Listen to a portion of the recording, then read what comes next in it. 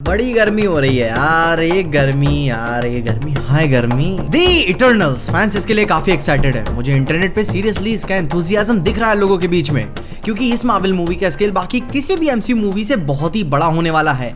और यही तो डरने वाली बात भी है, क्योंकि कुछ महीनों पहले, आई थिंक 2 महीनों पहले, मूवी की डायरेक्टर क्लोई ज़ाओ ने एक इंटरव्यू में बोला था कि ये मार्वल के लिए एक बहुत ही बड़ा रिस्क होने वाला है। और इन्हीं सारी बातों को और अच्छे समझेंगे कि क्यों ये इतना बड़ा रिस्क होने वाला है। मगर उससे पहले हेलो एवरीवन, मैं हूं पीजे और आप देख रहे हैं पीजे एक्सप्लेन। अब देखो, जहां बात रही रिस्क की, मार्वल इससे पहले ऐसे रिस्क ले चुका है, जैसे कि गार्डियंस ऑफ द गैलेक्सी के साथ जेम्स गन को लेकर और टाइका वाइटिटी के साथ थॉर 3 को लेकर, यानी कि रैग्नारॉक। मगर उस समय गार्डियंस ऑफ द गैलेक्सी वाले मामले में उनके पास जेम्स गन थे। जेम्स गन की गार्डियंस ऑफ द गैलेक्सी अजीबोगरीब हो सकती थी, अपने समय से बहुत पहले हो सकती थी, यहां तक कि कंडम भी हो सकती थी, लेकिन वो बुरी नहीं हो सकती थी। इतना तो टैलेंट है जेम्स गन के पास, हम ये बात जानते ही हैं। लेकिन जहां तक मैं क्लोई ज़ाओ की डायरेक्शन को बोलूं तो उनका एमसीयू के स्टाइल से बहुत ही स्टाइल उनका अलग है। और अगर ऑनेस्टली बोलूं तो उनकी कहानियां दिमाग सड़ा देने वाली तक सीरियस होती हैं। और मैं कॉम्प्लीमेंट दे रहा हूं, बुरा मत ले लेना। लॉन्ग टेक्स, नेचुरल लाइट से यहां तक कि 10-10 मिनट तक कोई डायलॉग्स नहीं चलता और आप इतना खो जाते हो उस कहानी में, आपको खुद रियलाइज तक नहीं होता।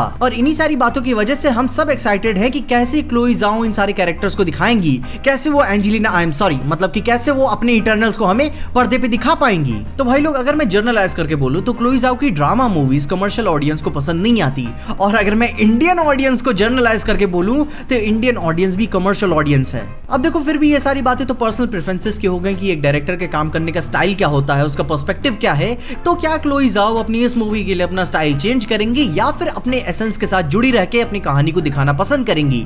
और हाँ, ये बात तो मैं बोल ही सकता हूं कि क्लोई ज़ाओ की ड्रामा मूवीज इमोशनली कंपेलिंग तो होती ही है, क्योंकि अगर यार किसी पिक्चर में इमोशन ही ना हो तो देखने का फायदा क्या उस पिक्चर को। अब अगर इसी के साथ अपने अगले रिस्क की बात करें तो आता है the blip, past, present and the multiverse. अब हम सब जानते हैं कि एमसीयू अपने यूनिवर्स को एक्सपैंड कर रहा है मल्टीवर्स के थ्रू, एक्सपेंशन के लिए और भी ज्यादा ब्रॉडर करने के लिए। और उसी के एक्सपेंशन के साथ साथ उन्हें यह भी एक्सप्लेन नहीं, जस्टिफाई करना ही पड़ेगा कि थैनोस वाले कांड के वक्त ये सब कहां पे है, क्या कारण था कि ये सब इतने सालों से छुपे रहे और अभी जाके ये वापस आए, सब एक हो पाए, एक पर्पस के लिए लड़ सके और धरती के संरक्षक बन सके, जैसे कि हर एक सुपर हीरो मूवी में होता ही है। लेकिन ये भी तो बात ध्यान दो, ये अर्थ है। गार्डियंस ऑफ द गैलेक्सी की तरह ये सब इंटरप्लैनेटरी मिशंस को अंजाम नहीं देते।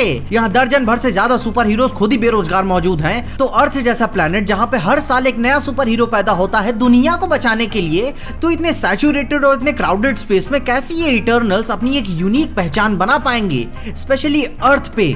कैसे अर्थ जैसे प्लेनेट पे अपने आप को इंपॉर्टेंट फील करा पाएंगे? भाई, गार्डियंस ऑफ द गैलेक्सी को तो समझ में आता है कि वो स्पेस है, पता नहीं क्या बकचोदी चलती रहती है, कोई है कि भी नहीं। तो यह टीम इंपॉर्टेंट फील होती है कि अगर इस गैलेक्सी या फलाना ठिकाना कुछ बचाना है स्पेस में, तो सबसे पहले इन कार्टूनों को कांटेक्ट करो। मगर अर्थ के केस में बात बदल जाती है। जो काम एवेंजर्स लेवल के थ्रेट का है, वो एक काम 16 साल के हाई स्कूल का लौंडा कर देता है। द इटर्नल्स अपनी इस मूवी से एमसीयू के आने वाले कल को ही नहीं, बल्कि एमसीयू के बीते हुए कल को भी आकार प्रकार देंगी, क्योंकि इनकी हिस्ट्री अर्थ के ऑफ डिफाइन ओरिजिन तक भी जाती है।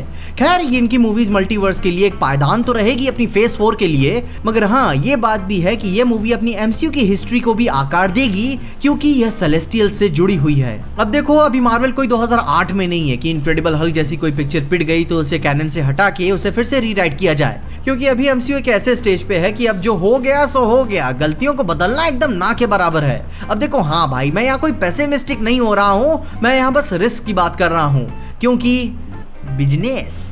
इस मूवी की कास्ट बहुत बड़ी है, बहुत ही रिस्पेक्टेबल है और हाँ, बहुत ही खूबसूरत भी है। और जिस हिसाब से ये अपने भविष्य और इतिहास के बारे में कह देगी, जिस तरह से अपनी माइथोलॉजी को इंट्रोड्यूस करेगी, क्या वो जस्टिफाइबल होगा? क्योंकि गार्डियंस ऑफ द गैलेक्सी और थॉर रैग्नारॉक जैसी मूवीज थोड़ी सी विजुअल स्टाइल में सिमिलर हैं, थोड़ा सा टेस्ट सिमिलर लगता है, बाकी कुछ नहीं। और वो अपने कॉस्मोस के हिस्ट्री और मिथ्स के बारे में समझाती, दिखाती और सुनाती हैं एज अ फन, वाइब्रेंट और एंजॉयबल वे में। और हाँ, ये बात तो थोड़ी सी कंसर्न में है कि क्लोई ज़ाओ की डायरेक्शन में मैंने आज तक ऐसी कोई भी मूवी नहीं देखी है कि उन्होंने बिग बैंग और एनर्जाइजिंग मूवी दी हो।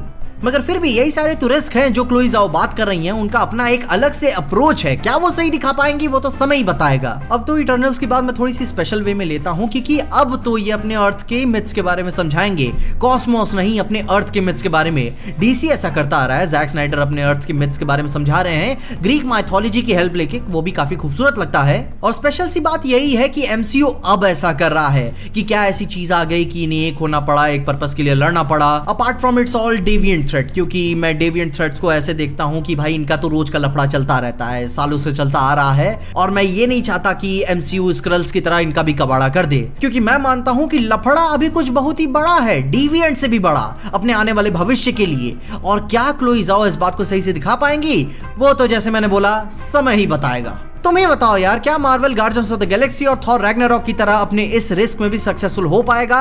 कमेंट्स में अपनी राय मुझे जरूर बताएं, क्योंकि हर एक डायरेक्टर टाइका वाइटिटी और जेम्स गन जैसा नहीं होता।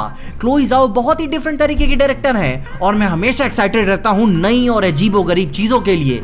अपने ओपिनियंस मुझे कमेंट्स में जरूर बताना कि तुम कैसा सोचते हो। और वैसे भी जितनी अपनी कंप्लेन रहती है मार्वल मूवीज से, अच्छी बात है ना कि वो कुछ नया ट्राई कर रहा है, भले ही कुछ गलत हो जाए। हाँ, मैं मान नहीं रहा हूं, मगर हाँ ये बात है कि कैप्टन मार्वल की तरह हग मत देना। अपने ओपिनियंस मुझे कमेंट से जरूर बताइएगा कि आप कैसा फील कर रहे हैं, क्या ये रिस्क उनके लिए वर्थ इट होगा? तुम्हारे क्या स्पेकुलेशंस हैं, कमेंट्स में बताना जरूर। इसके अलावा अगर आपको इस वीडियो में देख के कुछ भी अच्छा लगा, खुशी का मजा है, तो लाइक मार दो इस वीडियो को। इस चैनल पे कहीं से भी नए आ गए हो तो सब्सक्राइब तुम्हारी तरह इस चैनल को। और अगर आपको ये वीडियो ज्यादा ही अच्छी लग गई तो अपने दोस्तों शेयर कर देना। मेरे इंस्टाग्राम और ट्विटर हैंडल्स आपको नीचे डिस्क्रिप्शन में मिल जाएंगे। और देखते रहिए पीजे एक्सप्लेन।